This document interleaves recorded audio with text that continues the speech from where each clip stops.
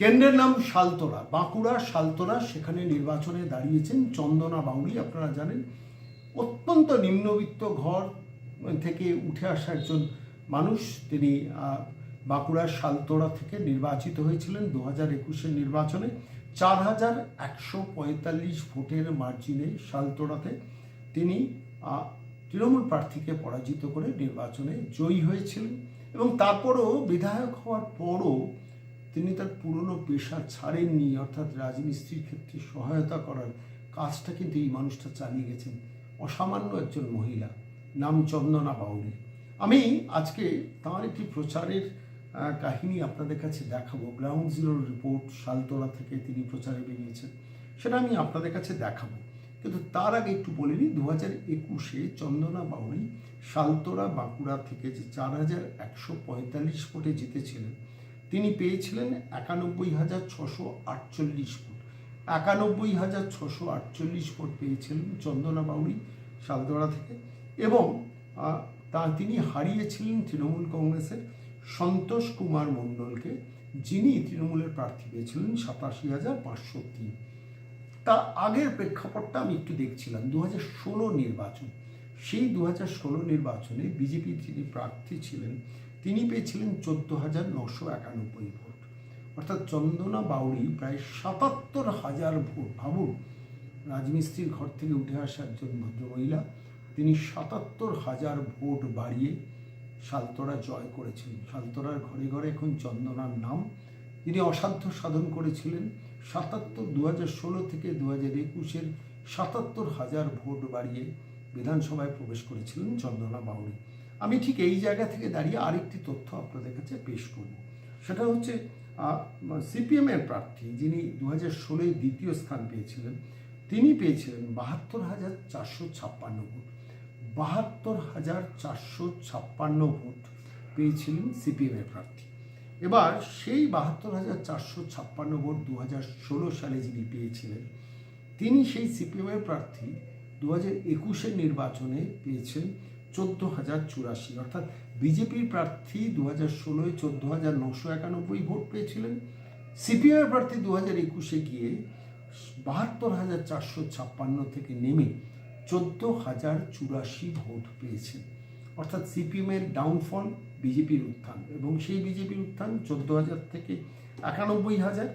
আর সিপিএমের ডাউনফলটা 2016 থেকে 21 72,456 থেকে নেমে দাঁড়িয়েছিল 14,084।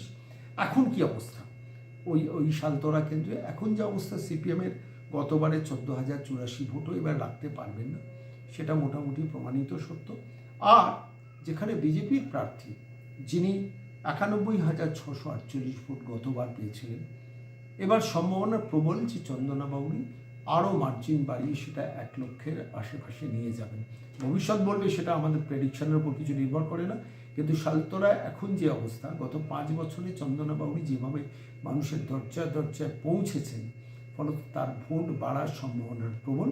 এবং স্বাভাবিকভাবে তৃণমূল কংগ্রেস মানেই চোর, চোর মানে তৃণমূল কংগ্রেস, ডাকাত মানেই তৃণমূল, তৃণমূল মানেই ডাকাত, যে কোনো নোটের তৃণমূল মানেই চোর কিংবা ডাকাত। এটা যখন একটা এস্টাবলিশড ফ্যাক্ট, সেই সময় দাঁড়িয়ে বাঁকুড়ার শালতোরার মানুষ কি সেই ভাবনার বাইরে যাবে? সম্ভাবনা কমই এবং প্রায় নেই। ফলত শালতোরা আবার জয়ের দিকে এগোচ্ছেন চন্দনা বাউরি। বিধানসভায় তিনি প্রবেশ করবেন। আর আমি এই মুহূর্তে আমাদের দর্শকদের সরাসরি নিয়ে যাব গ্রাউন্ড জিরো শালতোরাতে, কিভাবে চন্দনা বাউরি মানুষের মন ছুঁচ্ছেন। দেখুন।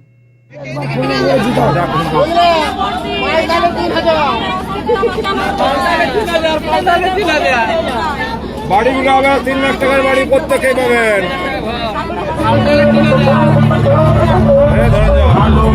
ছায়া যে আছে বাংলার বুকে, অয়েল চোটে আমজনতা বলছে ঢুকে ভালো মেঘের ছায়া যে আছে বাংলার বুকে, অয়েল চোটে আমজনতা বলছে ঢুকে শিক্ষার মান নিম্নগামী, আইন সর্বোচ্চে বেকারত্বের জ্বালায় যুবক পালায় অন্য দেশে, পায়ে পায়ে খাচ্ছে খেলা নাগরিক অধিকার। পাল্টানো দরকার, চাই বিজেপি সরকার, পাল্টানো দরকার। সরকার, চাই বিজেপি সরকার।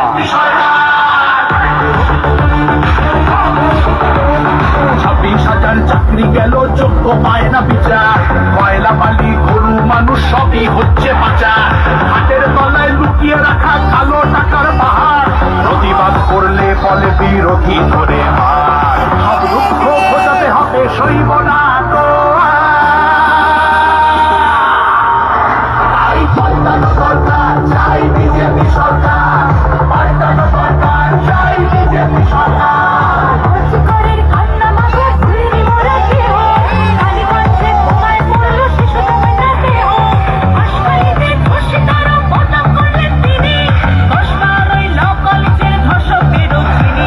শাসকের ঘরের ছেলেও আর পাবে না চাই। পাল্টানো সরকার চাই বিজেপি সরকার, পাল্টানো সরকার চাই বিজেপি সরকার।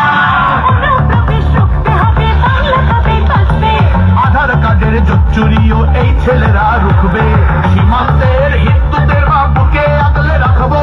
15 বছর কেটেছি অনেক, এবার মোরা আসবো।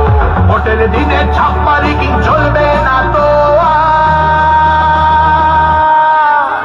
তাই পাল্টানো সরকার চাই বিজেপি সরকার।